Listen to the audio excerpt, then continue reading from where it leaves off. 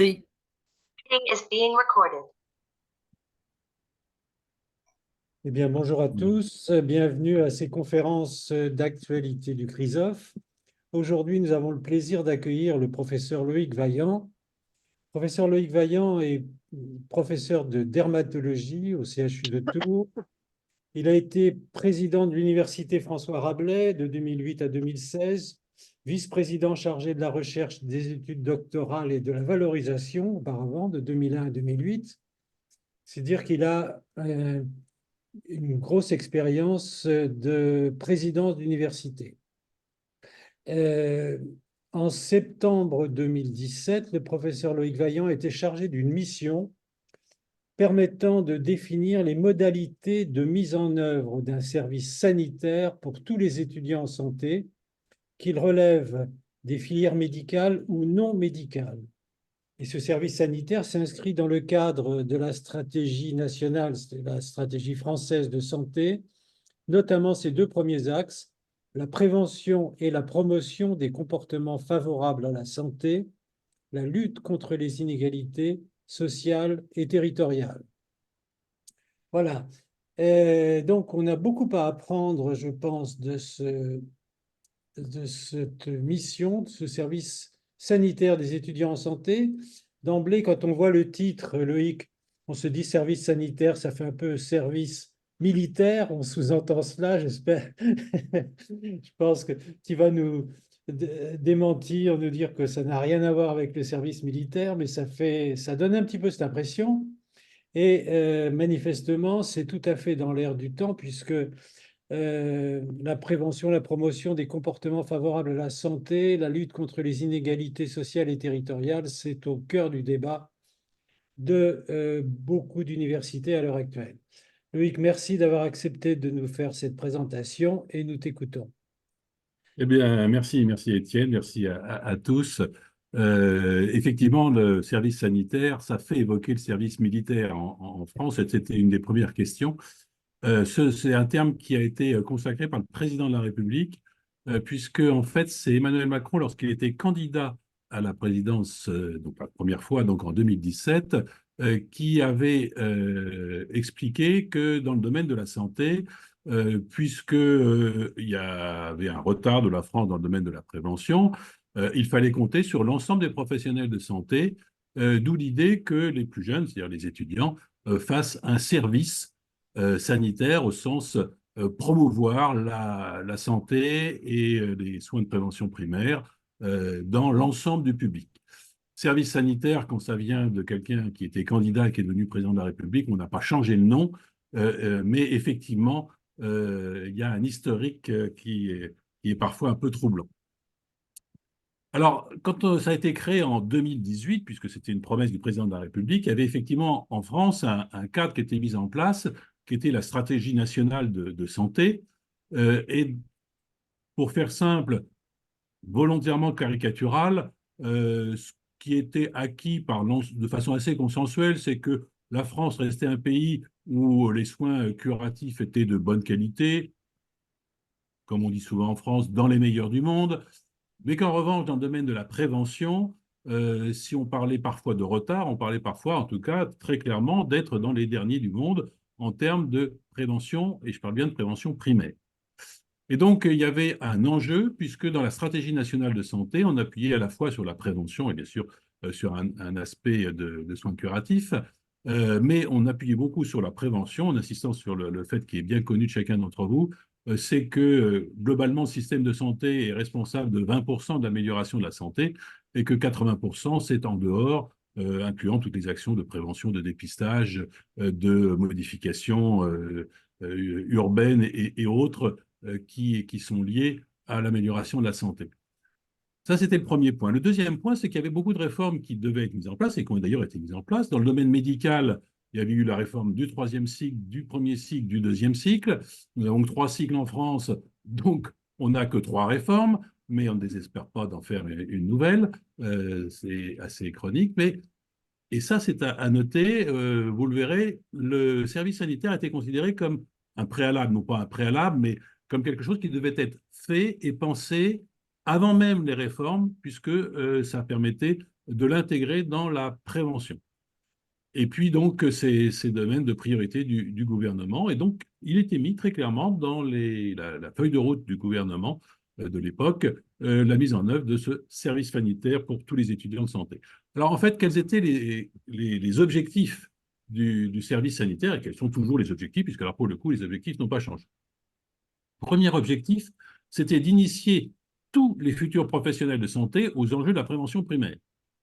Alors vous me direz, ça c'est quand même fait depuis longtemps, mais la réponse c'était de dire c'est un objectif effectivement qui existe déjà, mais qui doit être complété par l'objectif suivant, qui est de favoriser l'intégration de la prévention primaire dans la pratique des futurs professionnels de santé. Et ça, au moins en France, c'est pas toujours évident. Et en tout cas, en termes de formation, eh bien, il n'y avait pas de formation à la pratique donc, de la prévention primaire. Troisième aspect qui est différent, c'est la réalisation d'actions concrètes de prévention. C'était l'idée que, de la même façon qu'on peut être aidé par des étudiants en médecine qui prennent des gardes aux urgences ou qui sont dans les services de cardiologie, pneumologie ou autres, eh bien, on peut avoir aussi une aide de l'ensemble des étudiants pour les actions concrètes de prévention et pour renforcer donc les professionnels. Et ça, donc, dans le cadre de leur formation initiale. Et ainsi contribuer à la réponse des besoins de prévention dans les territoires, puisque, évidemment, la prévention de santé se fait partout, aussi, mais la formation elle-même des professionnels de santé est en France très centralisée autour des CHU, donc, et ne vont pas du tout en dehors. Alors, pas du tout, le terme pas du tout est exagéré. Ça se fait en particulier de plus en plus. On a de plus en plus de stages chez le médecin généraliste praticien, donc loin des CHU, mais ça restait encore minoritaire en 2018. Alors, comment on peut définir le service sanitaire? Eh bien, c'est la formation à et par la réalisation d'actions de prévention primaire. Donc, on cherche à former à la réalisation d'actions primaires, mais on cherche à former, comme pour un stage, je dirais, voilà, dans un service clinique, en réalisant ces actions dans le cadre, évidemment, dans un cadre avec des professionnels qui sont en charge de l'encadrement de ces étudiants.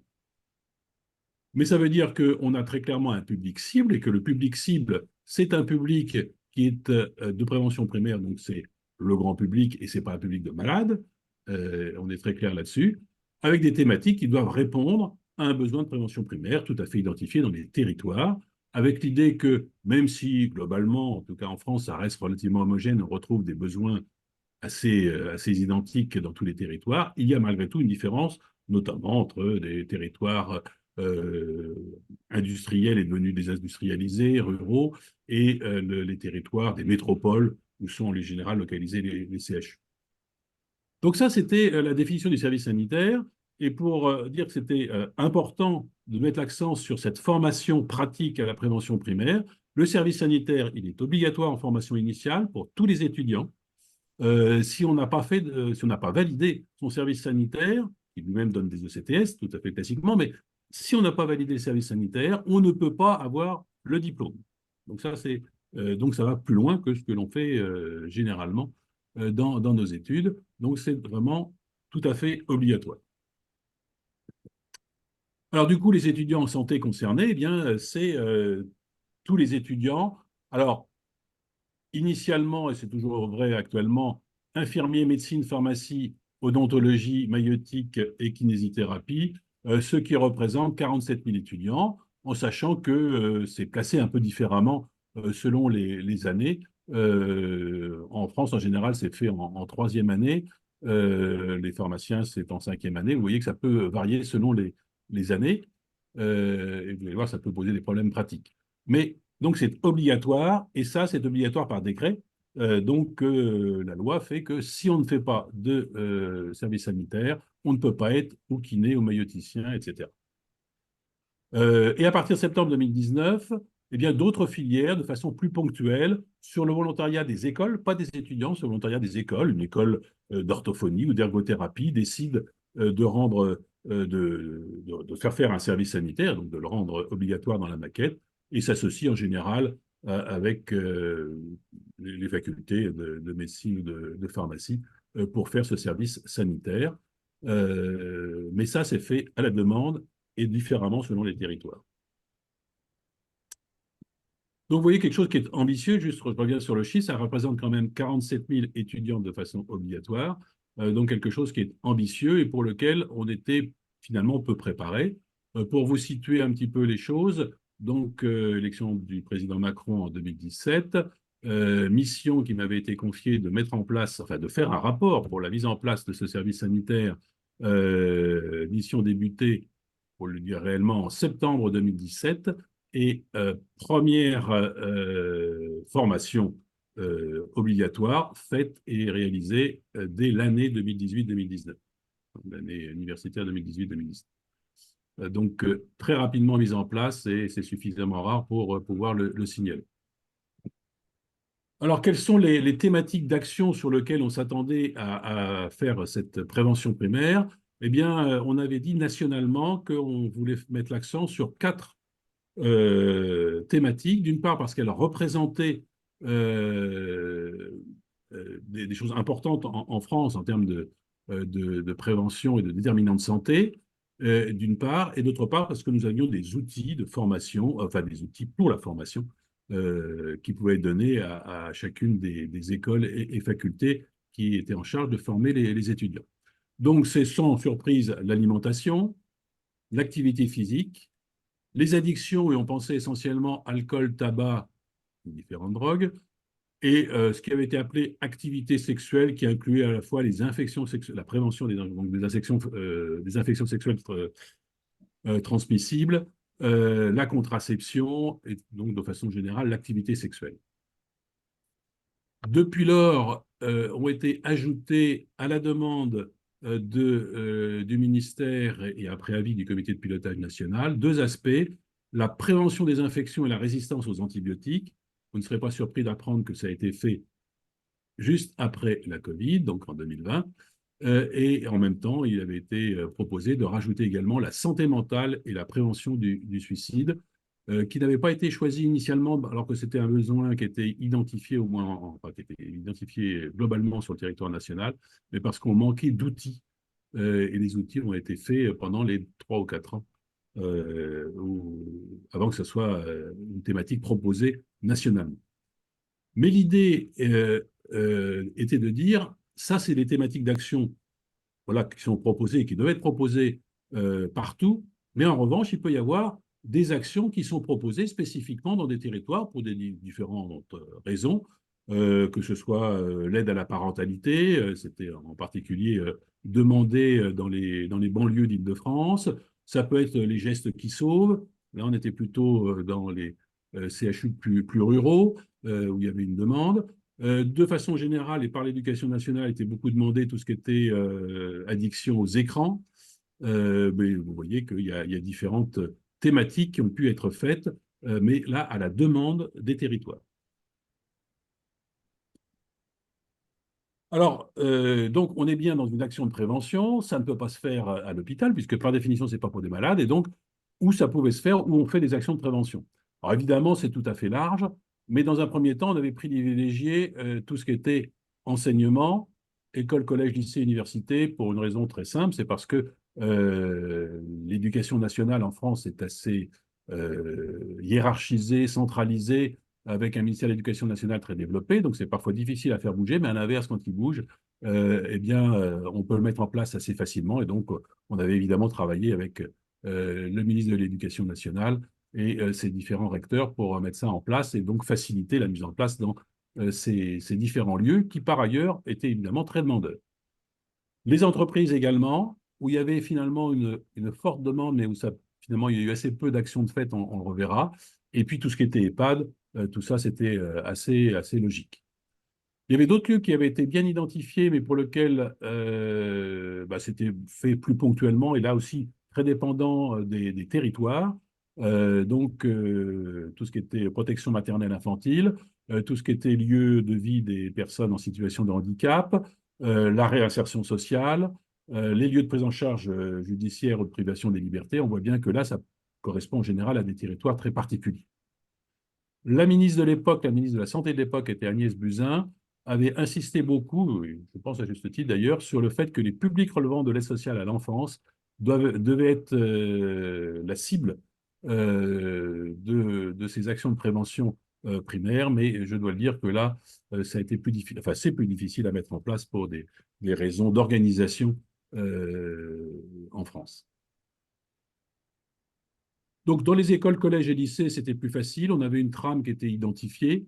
Avec, dans chaque projet académique, il y a un volet santé d'un projet académique et donc, du coup, les actions du service sanitaire ont été mises dans le volet santé du projet académique, et évidemment de façon précise selon les projets. Et du coup, avec ces projets académiques, c'est décliné dans chaque établissement ou école avec des conventions qui vont suivre. Et dans les écoles, collèges et lycées, mais donc dans les écoles et collèges pour cet aspect-là, il y a des comités d'éducation à la santé et à la citoyenneté dans lesquels sont intégrés des parents d'élèves, les enseignants et donc des représentants des soignants. Et ça, c'était un des gros leitmotifs, et ça reste toujours un des gros leitmotifs du service sanitaire, c'est que ce service sanitaire doit s'intégrer à ce qui existe déjà. C'est pas simplement une formation qui serait délivrée ponctuellement, où le stage se fait où ça peut se faire, parce que voilà, on peut faire le stage et on le fait. Ça doit s'intégrer à des actions qui existent déjà, de façon à ce que, d'une part, les étudiants qui font leur action de prévention primaire ne viennent pas un peu comme les cheveux sur la soupe, et d'autre part, que ce soit intégré à quelque chose de plus suivi, parce que si on voit des étudiants pendant 15 jours et qu'après, il n'y a aucune action de fait, évidemment, c'est un coup d'épée dans l'eau. D'où l'importance de ce qu'on appelle en France donc ces comités. Mais ce qu'il faut surtout retenir, c'est le fait que c'est intégré à des projets déjà existants pour ce qui est de l'éducation nationale, ce qui modifie parfois les thématiques, et pour ça aussi que certaines fois, les thématiques, vous le verrez, ont été un peu différentes de ce qui était prévu initialement. Et ça permet très clairement d'être un des outils utilisés par l'école ou les collèges pour la promotion de la santé dans le cadre du projet de l'école, du collège ou de l'établissement. Alors, le contenu de la formation, bah, vous avez compris que c'était une formation, c'est assez simple. Mais il y avait deux choses qui n'existaient pas. C'est d'une part que c'est de l'action de prévention primaire, et finalement, on n'a pas de compétences, enfin en tout cas de formation à l'acquisition des compétences méthodologiques nécessitées par la prévention primaire. En d'autres termes, il y avait des cours théoriques. On disait bah, le tabac, il faut prévenir dès le départ, et éviter que les collégiens, les adolescents, les jeunes adultes fument, et que ce soit des jeunes gens ou des jeunes femmes. Et voilà, une fois que vous dites ça, évidemment, vous avez plusieurs façons de le faire. On a eu, mais ce n'était pas dans le cas du service sanitaire, on avait l'expérience probante, mais dans le mauvais sens, qui avait déjà été faite dans certaines écoles, de venir voir des collégiens avec le discours, voilà, assez bon, qui est ce qu'il est, c'est-à-dire, faut pas fumer, parce que si vous fumez, vous aurez le cancer du poumon. Vous demandez à Étienne Marie une belle photo de cancer du poumon, donc ça fait un peu peur, mais et ça, on s'est aperçu que cette peur induite faisait diminuer le tabac chez les collégiens pendant quelques mois, et après ça repartait, et au contraire, plutôt, avec un niveau supérieur par rapport à ceux qui n'avaient pas reçu de ce type de formation. Donc, tout le monde le sait, encore faut-il en être convaincu, et cet exemple nous avait permis de convaincre facilement le fait qu'il faut avoir ces compétences méthodologiques, et donc il faut les acquérir, et que ça, ce n'est pas uniquement voilà, par une heure de cours théoriques que ça peut s'acquérir. Le deuxième point qui va avec, c'est l'action de prévention, elle se déroule dans un milieu particulier, et d'où l'idée d'aller dans ce milieu. Si c'est un collège, vous allez relever les besoins qui sont nécessaires, vous allez aller voir les enseignants qui vont faire les relais, vous allez travailler avec eux, etc. Donc voilà, des choses qui ne se faisaient pas du tout auparavant en France. Pour le reste, c'est plus classique. Hein, on prépare évidemment l'action de prévention avec la formation théorique sur les déterminants de santé, l'utilisation d'outils spécifiques que vont utiliser après les étudiants dans le cadre de leur action sur le terrain. Quelque chose qui n'était pas fait en France, c'est la formation à la démarche projet.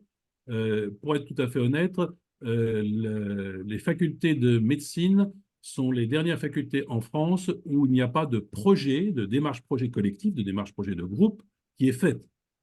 Ça, c'est dû au fait que nous avons la chance, et là je mets des grands guillemets, sur le fait qu'on a un concours à l'entrée, un concours à la sortie, et donc du coup, il n'y a pas de travail collectif sous forme de groupe de projet. Et donc là, c'est au moins un moment où tout le monde participera à une démarche projet avec un travail évidemment en groupe et personnel. Ça, c'est la préparation de l'action.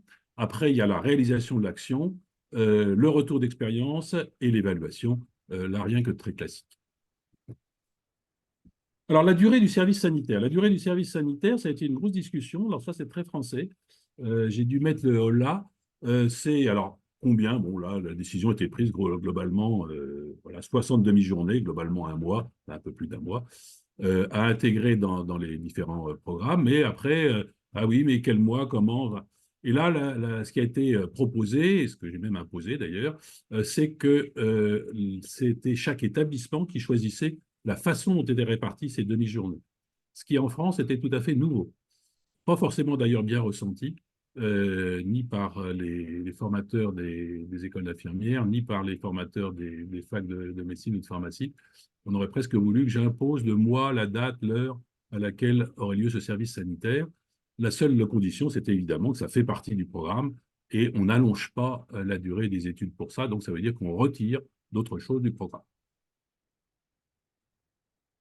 Ce qui était, alors, sans être rendu obligatoire, mais en tout cas, c'est un objectif clairement imposé à tous les établissements, c'est que les étudiants travaillent, et fassent donc leurs actions, en interprofessionnalité. C'est-à-dire, je veux dire par là que, évidemment, ce sera des groupes qui travailleront ensemble, vous l'avez compris, et ces groupes ne doivent pas être composés que de médecins ou que de pharmaciens, etc., mais doivent être mixtes. Alors, ça pose évidemment des problèmes logistiques. C'est là où je disais que bon, c'est pas facile de mettre tout le monde ensemble le même jour, la même heure, etc. Mais ça a obligé à le faire. Ça oblige évidemment les enseignants à se rencontrer, quelle que soit euh, la filière dans laquelle ils sont formateurs. Et ça oblige surtout les étudiants et leurs référents immédiats à travailler ensemble dans leur groupe. Et ça, c'est une chose qui, évidemment, est importante, à la fois pour avoir la même culture pour les étudiants en termes de formation de santé, avoir un respect mutuel, avoir une meilleure connaissance de ce que font les différents métiers, puisque, évidemment, on est, je pense, tous convaincus du fait que la prise en charge d'un malade et de la santé publique en général, elle est forcément multiprofessionnelle, mais pour la prise en charge d'un malade de façon très concrète, c'est avec des personnes de métiers différents qui, en France, où les formations sont faites souvent en silo, eh bien, n'avaient jamais partagé quoi que ce soit. Donc ça, c'est vraiment un objectif sur lequel sont évalués les établissements. Il faut qu'il y ait une cohérence donc, avec les programmes existants. Je vous ai parlé déjà de ce qui se fait dans l'enseignement, mais il faut que ce soit évidemment cohérent avec le projet régional de santé qui dépend de nos agences régionales de santé, les contrats locaux de santé qui sont euh, euh, faits par l'agence régionale de santé et les collectivités territoriales au niveau des communes, des communautés de communes en particulier, avec le plan national de santé au travail. Bref, vous avez bien compris que l'idée du service sanitaire, c'est que les actions se fassent dans quelque chose qui existe déjà pour que ce soit à la fois plus formateur et que ça participe également euh, pardon, à quelque chose qui puisse être utile dans le domaine, dans un projet plus global. La gouvernance territoriale, je vais passer vite, simplement pour insister que il existe un comité régional du service sanitaire qui est présidé par le recteur et le directeur général d'ARS. Alors maintenant, c'est en général, ils sont représentés, mais initialement, et ça a duré jusqu'après la Covid d'ailleurs, jusqu'en 2021, les recteurs et les directeurs généraux d'ARS présidaient eux-mêmes le comité régional du service sanitaire, ce qui a contribué à son lancement. Et vous voyez qu'il y avait différents représentants, y compris des collectivités territoriales. Et là, si j'ai noté les représentants des étudiants, c'est parce que ça n'allait pas de soi que les étudiants devaient faire partie d'un comité régional du service sanitaire. L'idée du cadrage était à la fois d'avoir un vrai cadrage national, mais avec une vraie parole donnée au territoire, avec donc des choix faits territorialement. Et évidemment, ces choix devaient être validés par ces comités régionaux du service sanitaire. On gardait évidemment, et ça c'était important parce que ce n'est pas un stage un peu ludique, c'est vraiment l'idée que ce soit une vraie formation, donc des qualités en termes de formation, ce qui nécessite un agrément des lieux où se déroulent les actions. Ce n'est pas une école qui peut dire, tiens, moi je vais accueillir quelqu'un, ça ne suffit pas. Il faut avoir un référent de proximité dans les lieux de formation, dans les lieux d'action, pardon, évidemment le référent académique traditionnel, donc faculté ou école de formation. Et puis le deuxième aspect, c'est que il faut que ce soit des actions probantes, donc des actions qui potentiellement puissent avoir une efficacité en termes de prévention primaire. Donc ce n'est pas un exercice de style, c'est vraiment l'action doit être probante, ce qui parfois limite les actions possibles, puisqu'on se limite à ce type d'action. Au niveau national, donc un pilotage opérationnel avec un comité de pilotage national, donc je préside toujours, qui est copiloté par la DGCIP, donc la Direction générale de l'enseignement supérieur et de l'insertion professionnelle, et par le secrétariat général du ministère des Affaires sociales et de la Santé, son nom variant, mais c'est le secrétariat général. Dans le ministère de la Santé en France, il y a plusieurs directions, et il a été décidé que ce ne soit pas rattaché à une direction, mais très clairement au secrétariat général, ce qui, dans le domaine des formations en santé, est unique, puisqu'habituellement, c'est rattaché à DHOS. Le comité de suivi national se réunit 2 fois par an, parfois un peu plus. Au moment de la Covid, ça a été forcément un peu plus, parce que là, on a eu des problèmes d'organisation, vous vous en doutez. Ce qui est important, c'est les partenariats qui étaient à nouer avec des partenaires qui ne sont pas forcément des acteurs de la formation traditionnelle. Santé publique France est un gros acteur en termes notamment d'outils de communication. Et puis, par l'intermédiaire de la Fédération nationale d'éducation et de promotion de la santé, les instances régionales d'éducation et de promotion de la santé sont toutes impliquées dans les actions. C'est vraiment là les professionnels de la prévention primaire. Et donc, c'est eux qui forment les formateurs, qui encadrent les formateurs, voire même qui encadrent, dans un certain nombre de cas, directement un certain nombre de stages. Je vous passe sur les différentes choses. Et donc, maintenant, la mise en œuvre et ce qui est sorti. Donc, 6 filières actuellement, 47 000 étudiants, c'est tous obligatoire et c'est réellement réalisé. Dans les autres filières dont je vous avais dit que c'était possible, on évalue, là c'est plus à la louche, et en plus ça dépend évidemment des années, mais à peu près 10% des 41 000 autres étudiants, donc dans d'autres filières, par exemple psychomotricité, orthophonie, orthopsie, ergothérapeutes, qui sont très demandés, travaillent souvent avec les kinésithérapeutes. Donc ça fait, vous voyez, plus de 4 000 étudiants supplémentaires qui sont inclus dans ce service sanitaire. En France, vous m'excuserez d'être un peu voilà, la réalité des formations, est-ce qu'elles sont vraiment suivies par les étudiants? C'est-à-dire que de temps en temps, on fait des formations et les étudiants ne sont pas là. Donc, évidemment, la première question qu'on a posée, c'est aux étudiants, donc vous avez une formation théorique, est-ce que vous avez assisté à la formation théorique? Intégralement, c'est quand même 90%. Alors là-dedans, il faut être honnête, c'est assez classique, c'est tous les étudiants infirmiers et infirmières, tous, donc 100%, et c'est le plus gros du lot. Et puis, plus vous allez vers les facultés, plus ça baisse un petit peu, mais vous voyez que c'est un très bon chiffre. Je pense que Étienne, lorsqu'il était en formation à Tours, aurait bien aimé 90% des étudiants soient en face de lui, en moyenne tous les ans. La formation pratique, alors quand je dis la formation pratique, on n'est pas de l'action sur le terrain, puisqu'elle-même était obligatoire, mais c'est les outils méthodologiques, etc. Vous voyez que c'est 85% qui l'ont tout le temps, auquel il faut rajouter ceux qui l'ont suivi que partiellement, et vous voyez que finalement, il y a à peu près 10% qui n'ont pas suivi de formation pratique, au moins dans le cadre de ce qui a été organisé, puisque certains l'avaient déjà fait par ailleurs pour différentes raisons. Donc, un succès, en tout cas, en termes de formation, en termes de suivi. Le déroulement des formations, en revanche, a été d'emblée mixte. Pourquoi? Parce qu'en fait, il y a un partage des formations, de la charte de formation qui est faite. Tout ce qui est faculté, et beaucoup d'écoles sont localisées sur les métropoles, mais il reste encore beaucoup, notamment de formations d'infirmières qui sont faites dans des petites villes, et cela, en général, était proposé à leurs étudiants de suivre les formations à distance. Ça s'est toujours bien passé, donc on avait souvent de l'hybride, ça s'est toujours bien passé. Et le retour qu'on a eu, c'est que ça n'a pas gêné la formation pour ceux qui étaient à distance.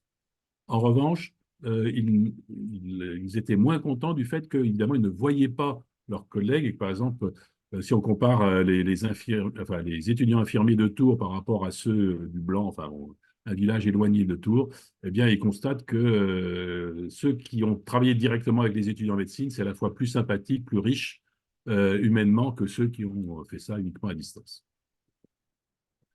La durée des actions, alors quand je dis durée des actions, je ne suis plus sur la formation, hein, les formations, c'est la durée des actions qui inclut l'action elle-même de prévention primaire et le travail sur le terrain. J'ai rencontré les enseignants, j'ai relevé les besoins, j'ai fait voilà, des actions de terrain. Dans l'idée, on avait conseillé, sans rendre ça obligatoire, que ce soit moitié-moitié, 60 demi-journées, donc 30 demi-journées sur le terrain. En pratique, vous voyez que 30 demi-journées sur le terrain, c'est que le quart de la réalité, et qu'en général, c'est beaucoup moins. C'est vrai qu'on privilégie encore beaucoup les formations de type formation, même si c'est à part petits groupes, mais de formations plus traditionnelles, non pas directement sur le terrain. Mais évidemment, toutes les actions sont faites sur le terrain lui-même. Les structures dans lesquelles sont faites le service sanitaire, on avait privilégié tout ce qui est enseignement, donc pas de surprise, mais c'est assez massif pour les écoles élémentaires et primaires. La seule surprise, c'était qu'on pensait qu'il y aurait beaucoup plus de collèges et de lycées que c'est l'école primaire où il y a eu le plus de demandes. Et vous voyez qu'on va même jusqu'à l'école maternelle. Derrière, on retrouve les EHPAD, comme on l'avait envisagé, les établissements de santé, un peu le social, mais vous voyez que très majoritairement, on est sur l'enseignement. Et une autre façon de voir la même chose, c'est de voir, alors là, c'est par nombre d'étudiants, là, c'était les nombres de lieux, là, c'est les nombres d'étudiants. Donc, les 2 tiers des étudiants vus, enfin, des personnes, pardon, pas des personnes de public cible, étaient des élèves ou des étudiants, 64%. 67%, même si j'inclus les étudiants, et le reste se partageait entre les établissements médico-sociaux, etc. L'entreprise, qui avait été une de nos volontés de faire entrer un petit peu cette prévention dans les entreprises, ça n'a été que 1%. Ça, c'est plutôt un échec vu comme ça. Répartition territoriale. Alors là, je prends l'expérience d'une agence qui volontairement a favorisé, je dis volontairement, c'est-à-dire financièrement, avait mis quelques billes financières pour favoriser une répartition territoriale. Alors, quand on voit ça, ben, on se retrouve, les grands ronds, vous imaginez bien qu'on retrouve Reims, Nancy, Metz et Strasbourg. Voilà, on va retrouver les CHU et l'hôpital, le centre hospitalier régional de Metz. Mais c'est un peu partout. Et si on regarde dans le détail, je vous invite à regarder plutôt la Champagne-Ardenne, où il y a à peu près 1100 étudiants et 175 terrains de stage. Et vous voyez que les 175 terrains de stage, c'est vraiment très disséminé. Donc là, avec un effort de fait, il y a eu vraiment une projection des étudiants sur l'ensemble du territoire, alors que vraiment, Champagne-Ardenne, c'est Reims qui est la grande métropole, et le reste, il n'y a pas de grande ville, hein. Donc là, il y a vraiment, vraiment l'idée d'avoir une projection dans l'ensemble des territoires des étudiants, avec une arrière-pensée de l'ARS Grand Est, qu'on ne peut pas encore vérifier, c'est que ça permettra de connaître mieux le rural, et c'est peut-être aussi une des façons d'inciter les étudiants à faire des stages chez le médecin généraliste dans le rural, et donc ensuite d'avoir des médecins qui s'installent en milieu rural, puisque c'est une problématique nationale, hein, mais qui est très sensible en Champagne-Ardenne, beaucoup plus qu'en Alsace, par exemple. Sur les thématiques choisies en 2022-2023, on va retrouver ce qu'on avait préconisé nationalement: alimentation, addiction au tabac-alcool, santé sexuelle, activité physique. Mais vous remarquerez que quelque chose qui était moins prévu, c'est les addictions aux écrans, aux jeux vidéo. C'est 23% des actions qui ont été faites. Alors, on dépasse 100% parce qu'il y a plusieurs types d'actions. Souvent, les addictions aux écrans et aux jeux étaient couplées aux actions sur le sommeil dans les écoles primaires, par exemple. Donc, il y a des couplages tout à fait possibles. Mais vous voyez là quelque chose qui est apparu comme une nécessité qui n'était pas forcément apparu nationalement à tous ceux qui avaient réfléchi, j'en étais, nationalement sur l'importance de cela. Donc, très, très demandé et finalement beaucoup fait avec des formateurs qui ont été obligés de se former à ce type d'addiction. La satisfaction des étudiants, c'est évidemment le retour d'expérience qu'on souhaite avoir. C'est est-ce que les étudiants ont été satisfaits? Alors, globalement, on a posé un questionnaire. Un questionnaire, alors évidemment, on n'a jamais 40 000 étudiants qui répondent, mais c'est autour de 10 000 étudiants qui répondent. Taux de réponse de 25% pour quelque chose qui n'est pas obligatoire, c'est quand même pas mauvais. Vous voyez un taux de satisfaction qui est, si on additionne les satisfaits, enfin plutôt satisfaits et très satisfaits, 88%. Moi, en tant qu'enseignant d'une autre discipline, j'achète. J'achète sans arrière-pensée. Et puis après, on a essayé de détailler. Formation théorique, vous le voyez, on est à 80%. Formation pratique, on augmente un petit peu à 82%. Et ce qui est complètement plébiscité, c'est l'intervention faite sur le terrain, 95% de satisfaction. Alors, c'est la satisfaction d'avoir pu faire l'intervention, c'est évidemment pas le fait que les collégiens, par exemple, sont satisfaits de ce qui a été fait. Mais ça veut dire que vraiment, il y avait un besoin d'aller sur le terrain pour voir, pour mettre en pratique ce qui nous était enseigné auparavant. Une autre façon de voir la satisfaction des étudiants, parce qu'on se dit 25%, ça peut toujours être biaisé, on s'est dit, on pourrait poser la question autrement. Est-ce que, c'est toujours les mêmes 10 000 étudiants qui répondent, est-ce que vous accepteriez d'être tuteur d'autres étudiants pendant leur service sanitaire? Donc voilà, je vais progresser, si je suis en médecine, je serai en 4e, 5e ou 6e année. Est-ce que j'accepterais d'être tuteur? Vous voyez que la réponse, c'est 35% oui. Ce qui est quand même aussi une autre façon de dire leur satisfaction et le fait de vouloir transmettre, sachant que par ailleurs, on a des études à faire et qu'on n'est pas forcément prêt à transmettre, surtout dans certains milieux, enfin, comme la médecine, où on a quelques concours à préparer. Et donc, finalement, sur le service sanitaire, on peut dire que, alors c'est une première, parce qu'en fait, il y a pas, ça n'existe pas, au moins en Europe, puisqu'on a fait l'étude exhaustive sur les pays d'Europe, ça n'existe pas comme sous cette forme-là. Et donc ça a été salué par tous. Tous ceux qui ont fait du côté étudiant, du côté enseignant, tous ceux qui ont participé au service sanitaire sont satisfaits du service sanitaire.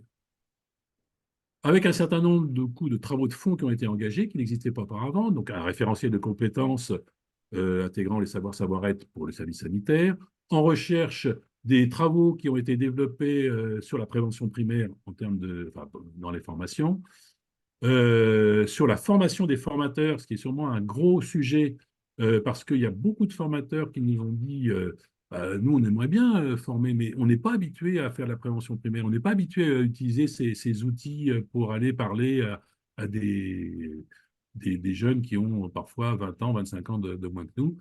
Et donc, voilà. Une meilleure communication pour faire connaître le service sanitaire, c'est un peu aussi aujourd'hui. Puis une valorisation au niveau international, puisque là, je le disais, autant on était en retard sur le fait qu'on faisait sans doute moins de formation théorique sur la prévention, en particulier la prévention primaire, mais en termes d'association, formation théorique et formation pratique avec action réalisée sur le terrain, aucun pays d'Europe ne le fait, enfin d'Europe, de l'Union européenne, ne le fait actuellement.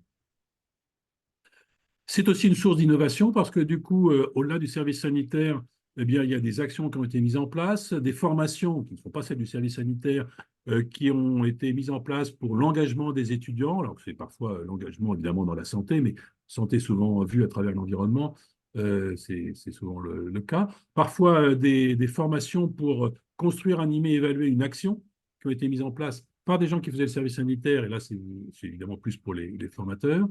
Et puis, en dehors même des centres de formation, il y a, par exemple, la promotion de la santé mentale qui est faite par une association, un peu sur le modèle du service sanitaire, avec du côté, en tout cas, père parlant aux pairs, donc étudiants parlant aux étudiants pour la santé mentale des étudiants et la prévention du risque suicidaire des étudiants, pas simplement une assurance santé.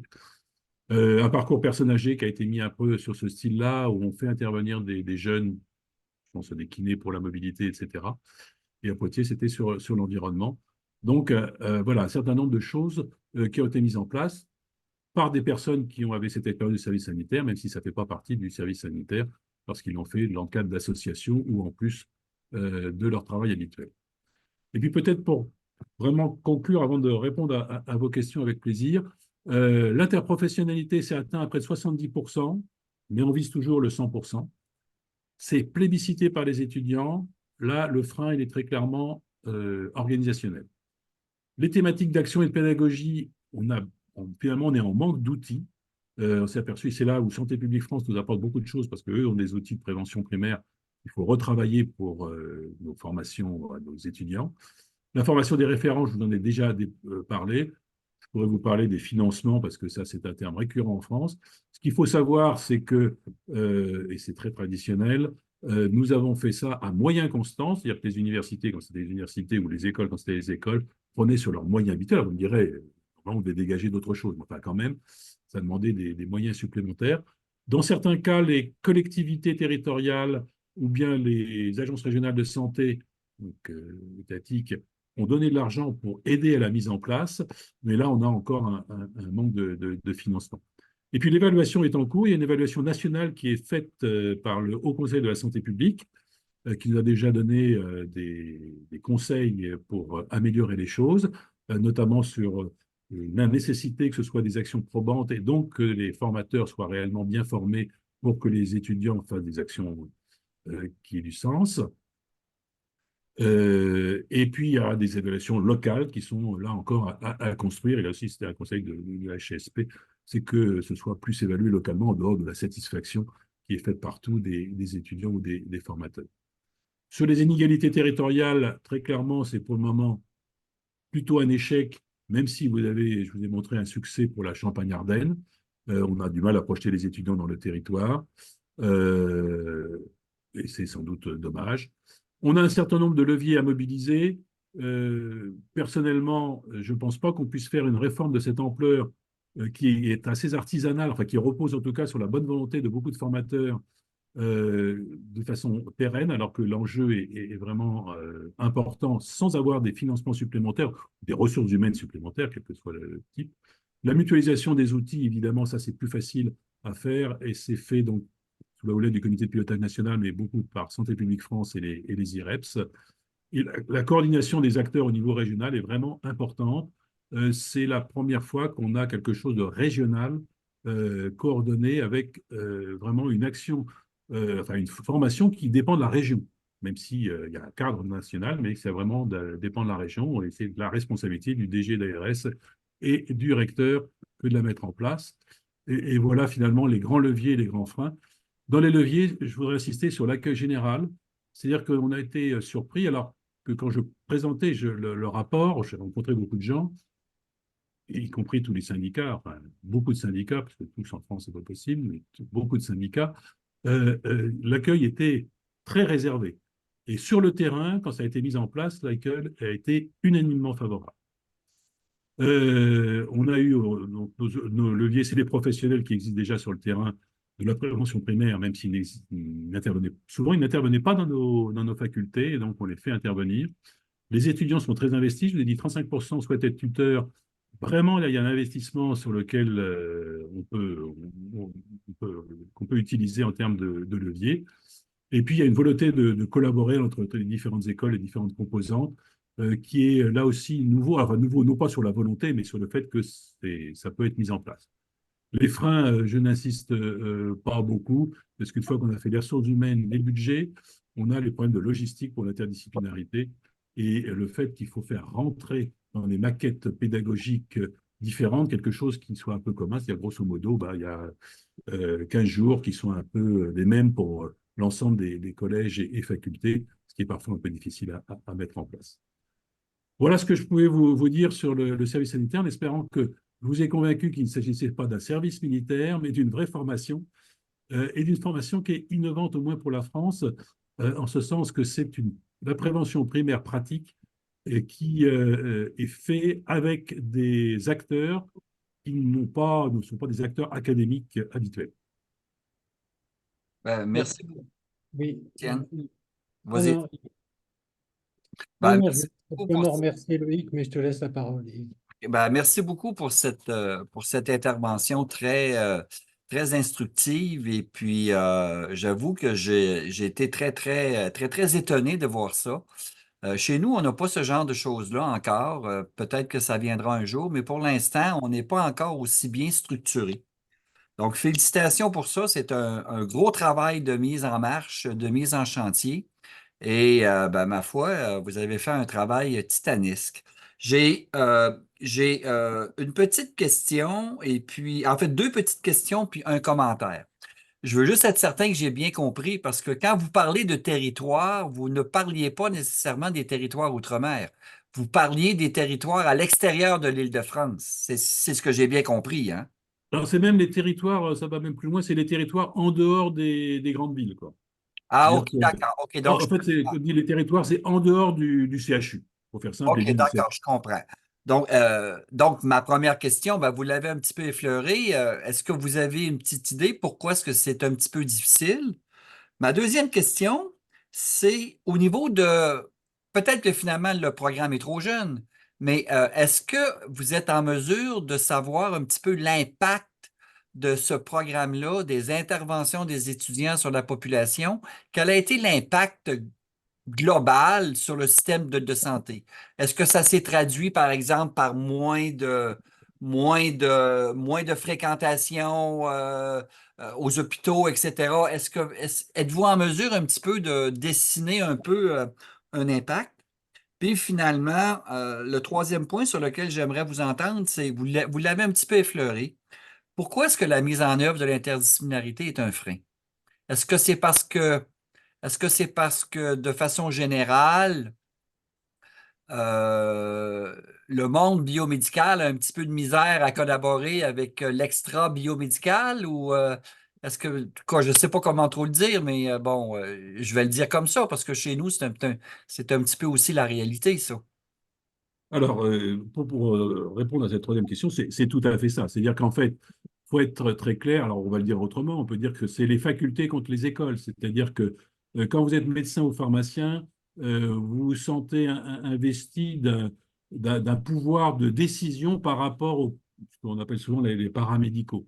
Et on n'a pas cette idée que une infirmière dans son domaine peut avoir plus de compétences pour, par exemple, l'éducation d'un diabétique qu'un médecin lambda. Ça, on n'a pas cette habitude-là en France. Et je vais dire que, pour dire, les médecins ne s'en rendent même pas compte qu'ils sont comme ça. Et c'est en fait les infirmières, les sages-femmes. Alors, les sages-femmes le disent depuis longtemps à leurs collègues obstétriciens, mais les infirmières n'osent pas encore trop le dire aux médecins.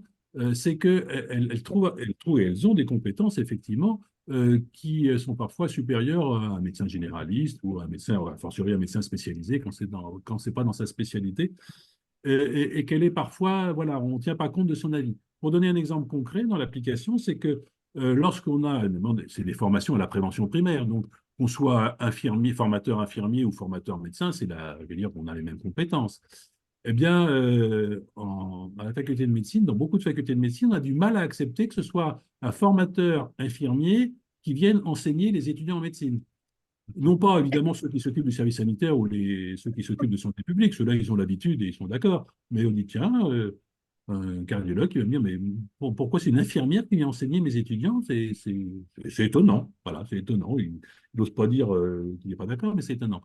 Et ça, c'est quelque chose qui est tout à fait ressenti et qu'on ressent après lorsqu'on a des maisons de santé pluriprofessionnelles ou pluridisciplinaires. Les infirmiers, évidemment, le ressentent très fort.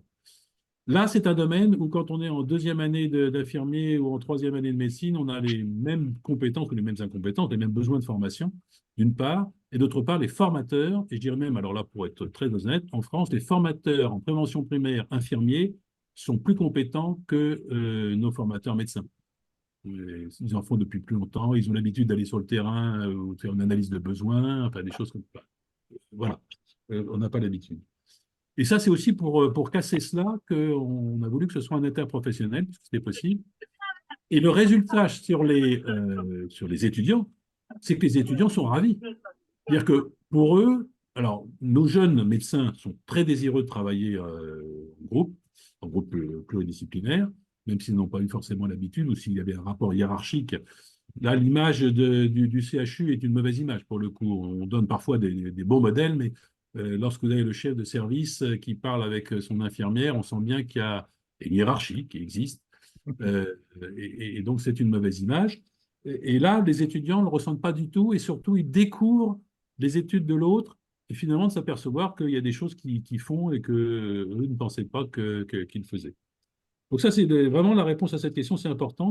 Et ça débloque beaucoup de choses, y compris du côté des formateurs. C'est-à-dire que maintenant, je pense que ceux qui, en tout cas, ont entendu parler des services sanitaires commencent à dire, oui, bah, finalement, pourquoi pas voilà. Et les formateurs paramédicaux sont beaucoup mieux introduits.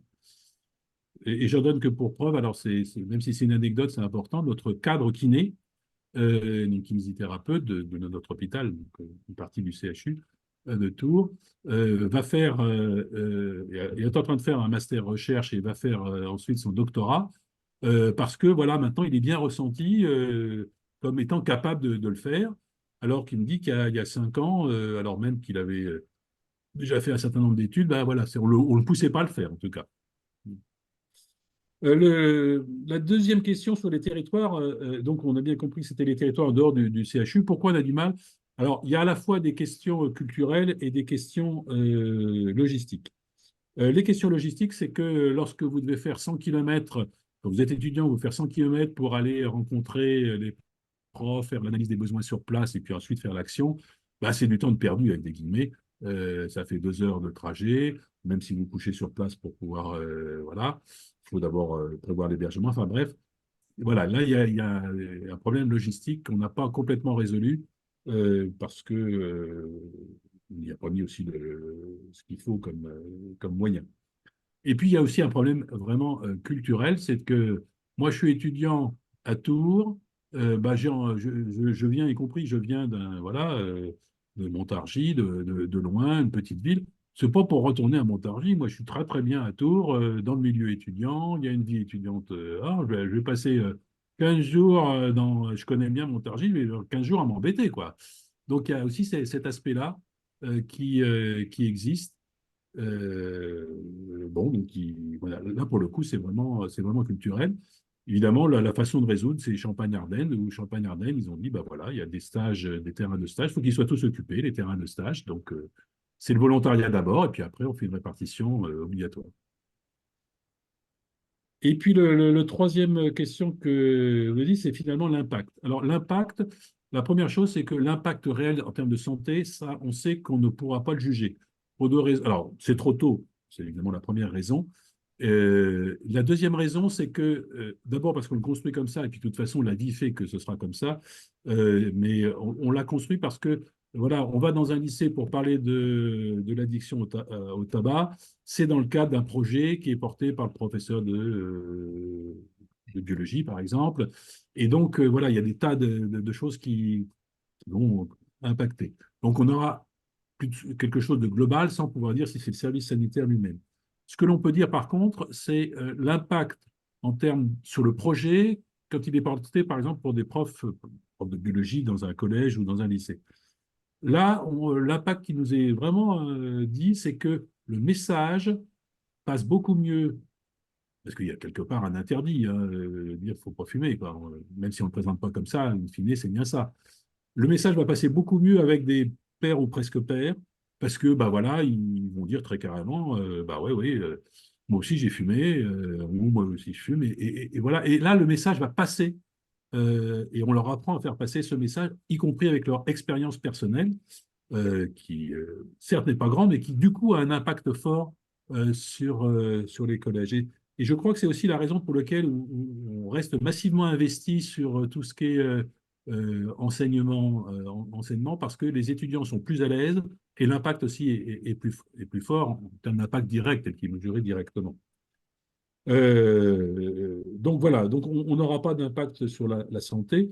Et comme je disais pour répondre, puisque ça a été posé par le Haut Conseil de la santé publique, au moins ce qu'on veut s'assurer, c'est qu'on n'ait pas un effet délétère. Donc là, ce qu'on s'assure, c'est que l'action elle-même, eh bien, elle ne va pas être contre-productive. Et il faut être tout à fait honnête, hein, on a donc évidemment regardé ça dans un certain nombre de cas, et dans un certain nombre de cas, elle était effectivement contre-productive. Pourquoi? Eh ben, tout simplement parce que la façon de faire, nos étudiants n'étaient pas assez bien formés. Et pourquoi ils n'étaient pas bien formés? Souvent parce que les formateurs eux-mêmes n'étaient pas assez bien formés. Et là, on voit qu'on a quelques progrès à faire. Puis on a fait, voilà, il y a toujours des erreurs qui sont faites. Voilà, là, c'est quelque chose sur lequel on fait très attention en termes d'impact potentiellement négatif. C'est aussi pour ça, d'ailleurs, qu'on a été très prudent sur la santé mentale. On a plutôt mieux réussi la prévention sur le repérage, en fait, c'est un petit peu ça, c'est le repérage des risques suicidaires dans son entourage, par exemple, où là, on a été très entouré avec des psychiatres qui ont vraiment pointé toutes les difficultés potentielles, tout ce qu'il fallait faire, pas faire, où les étudiants qui font ça, qui font ce type d'action, sont également vus par des psychologues avant de pouvoir faire ce type d'action. Donc, on a aussi ce genre de choses qui est intégré au service sanitaire. Ben, merci, Étienne. Je te passe la parole. Non. Est-ce qu'il y a des questions peut-être avant que je... Oui, si vous avez des questions, s'il vous plaît, levez la main ou simplement prendre la parole. S'il n'y a pas de questions immédiates, moi, il y a quelque chose qui me... j'ai- euh, on a l'habitude et on a été formé par Charles Bollen pour cela, à parler des territoires, à parler de responsabilité sociale et tout ça, mais on raisonne souvent en médecin, c'est-à-dire qu'on dit, mais les médecins sont dans les grandes villes, il faut aller occuper le territoire, etc. Et là, on a l'impression que la démarche est inverse et c'est pour ça que c'est intéressant, c'est que ce sont les gens des territoires finalement qui prennent en main la formation. C'est plutôt ça. Oui, c'est ça. L'idée, c'est de dire, alors c'est ça par l'intermédiaire des collectivités territoriales, hein. Voilà, on a finalement la possibilité d'avoir des étudiants qui peuvent vous aider. Ça, c'est un message évidemment qu'il fallait faire passer d'abord. Et voilà, il y a une collectivité locale qui dit, bah, moi j'ai besoin pour mon territoire de telle ou telle chose. En général, dans le cadre du contrat local de santé, donc il y a déjà eu un lien qui s'est fait avec l'Agence régionale de santé, j'ai besoin. Ça peut être porté ou aidé, pas porté, mais aidé par, souvent c'est aussi des médecins eux-mêmes qui interagissent avec le contrat local de santé qui existe déjà, hein. C'est un ensemble, mais en tout cas, ça peut être aidé par le service sanitaire. Et donc, la collectivité dit, mais moi, je vais les accueillir, je leur propose un hébergement, la région va donner une petite aide financière, voilà, qu'ils utiliseront globalement comme ils veulent pour les transports, pour se payer le champagne, pour faire ce qu'ils veulent, ça après, c'est autre chose. Euh, et voilà, ça, c'est ça l'idée, c'est que les territoires puissent utiliser cet outil. En tout cas, c'est comme ça que ça marche le mieux. Oui, oui. Et ça, je trouve ça très intéressant parce que même si on sort un peu du cadre du service, quand on parle de désertification et du manque de médecins, pour revenir à Charles Bollen, il dit toujours, il n'y a qu'une chose qui a été démontrée, c'est qu'il faut que les étudiants aillent sur place et se rendent compte que aller à Romorantin ou je ne sais où, c'est pas le bout du monde et ils seront pas en perdition, ils peuvent s'installer, ils peuvent exercer de façon tout à fait satisfaisante, à la fois pour la collectivité et pour eux, la médecine. Donc, il faut qu'il y ait des actions de terrain. Et ce n'est pas simplement en les incitant à y aller pour des raisons financières ou autres que ça fonctionne. Donc, c'est pour ça que je trouve ça très intéressant, cette démarche, parce que ça ne concerne pas les médecins, bien sûr, mais ça concerne l'ensemble. Et euh, le problème est le même pour les infirmières, pour les kinés, etc., pour tous les corps de santé. Donc, c'est pour ça que je trouve que c'est vraiment une démarche très, très intéressante. Et pour aller plus loin dans ce que tu viens de dire, non seulement c'est pas simplement des payer, mais c'est qu'ils aient fait une action de terrain sur place et qu'ils aient été accueillis, enfin accueillis dans tous les Oui, sens du terme. Ça, c'est très absolument. important. C'est-à-dire que le territoire se vend également. Alors là, Oui, j'ai oui. un exemple de petite ville de 600 habitants en Touraine, qui a deux médecins, deux infirmières, un pharmacien, bref, qui a réussi à attirer tout le monde. Et pourquoi? Parce qu'en fait, ils entretiennent ça. C'est-à-dire qu'ils accueillent des étudiants, voilà, ils sont proactifs. Et puis, le maire est là, il va les accueillir, ils vont participer à la vie du village. Et donc, ils n'ont pas l'impression voilà, de faire juste une action, puis après, voilà, d'être isolés. Et ça, on voit bien la différence entre ceux qui sont simplement accueillis très gentiment, mais ils ont moins envie de revenir que si on leur expliquait que finalement, la vie du village, par les preuves, hein, que la vie du village, elle intègre vraiment les professionnels de santé et qu'en plus, c'est plutôt sympa, pas simplement au moment où on travaille, mais également après, quoi. Hmm. Question, Yves. commentaire? Oui, Jacques, tu as la main levée, je crois. Ouais, oui, bonjour à tous. Bonjour Loïc, content de te revoir. Bonjour. Désolé de mon retard au début, j'étais pris avec une autre vidéo. Je redécouvre ce beau projet que j'avais connu juste avant de partir du CHU, parce que c'est vrai que l'interprofessionnalisation en prévention de la santé, c'est vraiment quelque chose qui est très, très intéressant, surtout dans des régions comme les nôtres où comme tu le rappelais, les territoires un peu éloignés, il n'y a même pas besoin d'aller très très loin de Tours pour connaître les difficultés sanitaires. Et donc, si on peut attirer des jeunes vers les territoires un peu éloignés du CHU, c'est quelque chose d'extrêmement intéressant. Alors, peut-être que tu en as parlé au début, et je m'excuse encore de ne pas avoir pu être là au tout début de ton intervention. Est-ce que c'est maintenant, c'est quelque chose qui est devenu obligatoire dans toutes les régions? Toutes les où c'est géré par les facultés, tu disais que c'était géré par les ARS et les Alors, ARS. maintenant, c'est complètement obligatoire pour les 6 professions, là, médecin, pharmacien, kiné, infirmier, odonto et maïeutique. Les principales C'est filières, ouais. obligatoire et c'est ce que je disais, c'est que on ne peut même pas avoir son diplôme si on n'a pas fait de service sanitaire. Donc ça, c'est D'accord, vraiment complètement obligatoire. Ça d'accord, reste donc, facultatif pour l'ensemble de tous les autres paramédicaux, même si dans l'idée, c'est qu'un jour, ce soit obligatoire pour tout le monde. ah oui, donc toutes les facultés sont obligées. Ah oui, c'est obligatoire. Et ici, à Tours, ça a démarré de façon obligatoire depuis combien d'années Alors, ça a maintenant? démarré, tout n'a pas été dans les premiers, ça a démarré en 2019. Ah, je crois que tu étais en tant que responsable, c'est la Touraine, enfin l'Indre-et-Loire, enfin la région Centre, pardon, était pilote, non? C'était pas en... Et non, non, tu sais bien, nous, les prophètes en son pays. Non, c'est pas pour cette raison-là. Mais ça n'a pas D'accord. été fait pour des raisons d'organisation, ça n'a pas pu être fait la première année, et donc c'était fait la deuxième année. Et à partir de la deuxième année, il n'y a pas eu des fortes réticences, il n'y a pas des ARS qui ont dit c'est hors de question, on a déjà trop de choses à faire dans nos facultés, on va avoir trop de problèmes parce que notre territoire est trop grand, Non, là, etc. le portage politique était très fort. C'est-à-dire que c'était vraiment Ouais. une décision du président de la République qui a été relayée. Et donc, ça, vraiment, ils n'avaient pas le choix. Ça, c'était le premier point. Le deuxième point, c'est que je me suis rendu compte quand j'ai lancé ça, que j'ai fait le tour des ARS, des recteurs, j'ai vu tout le monde à ce moment-là, c'est qu'eux-mêmes sont très motivés. En fait, les DG d'ARS étaient tous convaincus, certains disant nous, on aurait bien aimé le faire avant, mais bon, voilà, il y avait d'autres priorités. Là, c'est devenu la priorité, ils se sont jetés dessus. Et je me rappelle très bien qu'on m'avait dit, c'était une IGAS, m'avait dit oh là là, vous allez présenter ça devant les directeurs d'ARS, soyez prudents, faites-le diplomatiquement. Et en fait, j'étais étonné, ils ont été enthousiastes à tel point que certains ont même pris sur leur crédit, qu'ils peuvent répartir comme ils veulent, pour abonder dans le lancement du service sanitaire. Je crois qu'il y a vraiment une forte demande de prévention.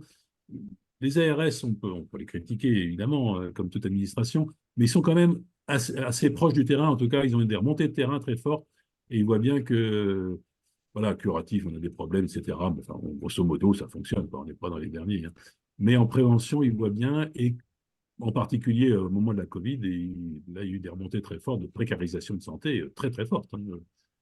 Oui, c'est vrai que la Covid a peut-être permis de booster un petit peu aussi justement ces accès d'enseignement des populations, aller dans les EHPAD, aller dans les écoles, aller dans les collèges, et montrer qu'une action de prévention qui était là majeure avec les fameux gestes barrières, c'est vrai que ça, après, ça peut être relayé pour les gastroentérites, pour les épidémies hivernales, etc. Donc, c'est vrai que c'est des actions de santé là, qui avaient l'illustration immédiate que ça pouvait servir à quelque chose en allant de l'école maternelle jusqu'aux EHPAD, comme tu le disais. Donc, c'est vraiment des choses intéressantes. Et alors, dans notre région, il y avait une autre initiative d'interprofessionnalisation qui est le Collégium Santé.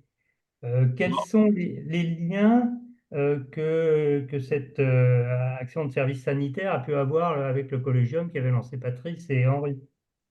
Alors, le Collégium Santé, en fait, est le porteur pour la région, enfin le porteur opérationnel pour la région du service sanitaire. Donc, D'accord. Et il y a des équivalents dans d'autres régions? alors, pas en termes de collégium tel qu'on le connaît ici, chez nous, mais par contre, il y a effectivement des comités opérationnels qui sont un peu sur le même modèle que notre collégium, mais qui ne s'occupent que du service sanitaire. D'accord. Ok. Donc c'est bien que ce soit deux structures qui soient liées, qui avancent. J'avais un peu peur que ça n'ait avancé un peu en parallèle, mais là Non, c'est non, mais vraiment. ça a été vraiment la philosophie depuis le départ, c'est de dire non, on s'appuie sur ce qui existe déjà, on rentre dans ce qui existe déjà. Donc, Mm. il y aura de question que ce ne soit pas dans le collégium. Ok. Donc depuis le 2019, donc ça fait 5 ans. Donc ça tourne bien et il va falloir Alors, trouver des sous pour. indiscutablement, ça tourne bien. Ouais. Le seul reproche qu'on peut faire, c'est que c'est vraiment porté par notamment des enseignants de santé publique qui sont, voilà, qui évidemment trouvent ça formidable et s'y retrouvent bien. C'est porté aussi par les étudiants, mais on s'aperçoit et on dit régulièrement que ça a un coût, hein, c'est une nouvelle formation qui a un coût.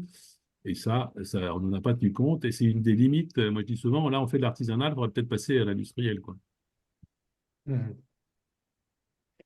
Ok, merci. Puis je suis content de voir que ce petit, ce petit enfant a grandi. Ouais. Étienne, d'autres commentaires? Non, non, enfin, peut-être tu as beaucoup parlé d'interdisciplinarité. C'est vrai que c'est intéressant comme expérience parce que c'est pas fréquent qu'une infirmière vienne faire un cours à la faculté de médecine, pour citer que cet exemple-là. Euh, est-ce que, je vais reformuler ma question, est-ce que tu penses que les choses vont, et ça sert à faire évoluer les choses sur ce plan-là, sur le plan de l'interdisciplinarité? Et puis quand on parle d'interdisciplinarité, est-ce que c'est simplement le monde de la santé ou est-ce qu'il y a des gens de l'extérieur, la sociologie, l'anthropologie ou je ne sais quoi? Alors, ça reste actuellement très limité à la santé. Il y a des endroits où, notamment avec l'aide des IREPS, donc des professionnels de la prévention, ils font introduire d'autres personnes, mais ça reste essentiellement le domaine de la santé. Par contre, ça fait bouger les choses. Il y a une chose qui a bougé, donc qu'on retrouve maintenant au fur et à mesure des années, c'est les étudiants eux-mêmes qui ont eu le service sanitaire, enfin, en tout cas ceux qui ont travaillé comme ça de façon interdisciplinaire, euh, en particulier infirmières, médecins, mais par exemple, nous, on a aussi l'exemple ici à Tours de pharmaciens maïoticiens. Ça change complètement la vision des choses. Pour ce qui est des formateurs, c'est un peu plus compliqué à cause de la hiérarchie dont je parlais tout à l'heure là, en réponse à Yves Tremblay. Il reste quand même cette notion un peu hiérarchique qui agace du côté des paramédicaux et qui est un peu spontanée du côté des médecins. Mais néanmoins, voilà, on est moins étonné qu'on puisse former à la prévention, même si on est infirmier. Donc, ça bouge un peu les choses. Et puis surtout, ça c'est une des choses aussi qu'on peut voir, c'est que pour les maisons de santé, certains sont désireux d'accueillir des services sanitaires parce que, alors c'est rare parce qu'il faut avoir du temps, malgré tout, c'est ce qui manque dans ces MSP, mais autrement, ils sont très désireux parce que ça correspond tout à fait à leur philosophie. Mhm. Bon, mais écoutez, le temps file à vitesse grand V. Je voudrais remercier le professeur Loïc Vaillant pour son temps d'abord. Deuxièmement, pour cette intervention extrêmement riche en renseignements. Et je pense que beaucoup ont à apprendre de cet exposé. Comme il est à l'habitude, nous terminons les conférences d'actualité en annonçant les prochaines, mais pour cette fois-ci, je vais me restreindre parce que nous sommes dans une période où il y a peut-être il y a des conférenciers qui ont été cédulés, mais il est possible que les dates changent. Donc, je vais m'abstenir de faire de fausses annonces pour l'instant et je vais vous encourager à ce moment-là à surveiller le prochain bulletin, celui du début du mois d'avril, où là, la situation se sera stabilisée et concrétisée. Mais Yves, tu peux peut-être quand même, sans donner les dates, tu peux peut-être annoncer quand même, on a des belles conférences qui Ah se ben présentent. oui, écoutez, ben à ce moment-là, je ne donnerai pas les dates, mais je vais donner des conférenciers. Donc, dans le cadre de nos conférences où la science est à apprendre et est à construire, nous aurons un étudiant au doctorat de l'Université Laval, M. Zachary Lire, qui est en charge du DKMS et qui vient du Burkina Faso, mais qui est étudiant à l'Université Laval. Nous aurons aussi la professeure Violaine Lemay, qui est professeure de droit, mais surtout aussi une spécialiste en interdisciplinarité, qui va nous parler justement de l'interdisciplinarité, comment mettre en place l'interdisciplinarité. Et puis, bon, on a vu certaines barrières, comment je dirais, intrinsèques à certaines professions. Et c'est tout à fait normal, mais il faut que ces barrières-là au fil du temps diminue. Nous aurons aussi, dans un avenir rapproché, Madame Issane Amouchi, qui va nous parler de recherche clinique, qui est une spécialiste en épidémiologie et recherche clinique. Et finalement, je vais terminer avec le docteur Jandan Izel, qui est à Montréal et qui est un pharmacogénéticien et qui va vous enseigner les bases de la pharmacogénétique, comment ça fonctionne et comment on peut, à partir du code, en arriver à décoder une pharmacologie. Donc, voilà un petit peu qui résume. Est-ce qu'on a une conférence FIFOG à travers ça? Non, je ne la vois pas. Elle va être plus tard un petit peu. La Elle, conférence FIFOG, elle est le 17 avril, je crois. attends, Ben, on peut l'annoncer, oui. Donc, pour ceux qui sont intéressés, nous collaborons avec la FIFOG, c'est-à-dire la Fédération d'obstétrique et la Fédération francophone d'obstétrique et de gynécologie. C'est un partenaire qui a maintenant 3 ans. Et donc, on va parler le 17 avril des soins respectueux et éthiques dans la pratique de l'obstétrique et de la gynécologie. Et c'est un sujet très, très, très, très chaud en ce moment. Et donc, ça va être le thème de cette visioconférence. Alors voilà, je vais cesser l'enregistrement, mais vous pouvez rester en ligne